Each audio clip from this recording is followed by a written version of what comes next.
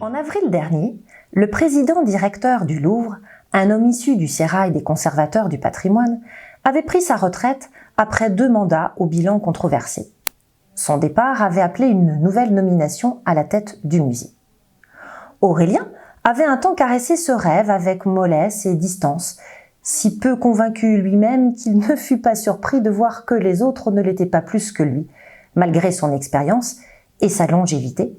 Son nom ne fut jamais murmuré dans les couloirs ou lancé à la cantonade dans les dîners, pas plus qu'il ne fut griffonné sur les notes des secrétaires d'État. Nul n'avait pensé à lui pour le poste. Son collègue, Karim Bouteiff, du département des antiquités égyptiennes, le 2e département le plus important après le sien, avait plus d'ambition. Il avait entrepris une campagne qui consistait principalement en une série de déjeuners gras dans les alcôves du café Marly, avec tout ce que la culture comptait d'influents et de décideurs.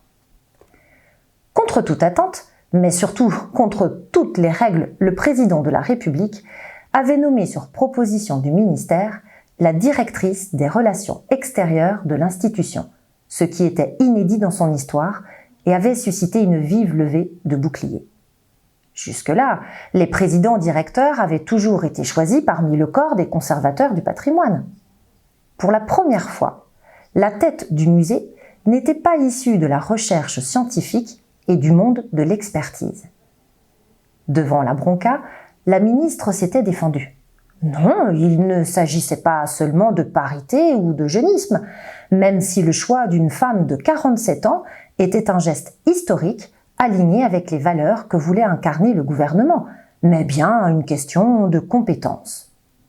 Un article du Point avait apporté une explication plus approfondie à cette nomination hors norme. Le Louvre appartenait à l'État, et malgré ses millions d'entrées, son budget était pour moitié subventionné par les fonds publics. Cette part devait diminuer, et le meilleur moyen pour cela était de redonner à l'établissement une plus grande autonomie financière.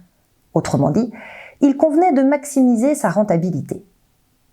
Donc, dans le paysage culturel français de cette année-là, la seule personne apte à prendre la tête de ce paquebot de 2000 employés, à redresser la fréquentation sinistrée par les différentes crises économiques et sanitaires, à faire entrer le Louvre dans une nouvelle ère, celle de la Start-up Nation, n'en déplaise à Karim Bouteiff, et tous les conservateurs du patrimoine qui s'attendaient que la succession se fasse parmi leurs pairs, cette personne ne pouvait être que Daphné Léon Delville.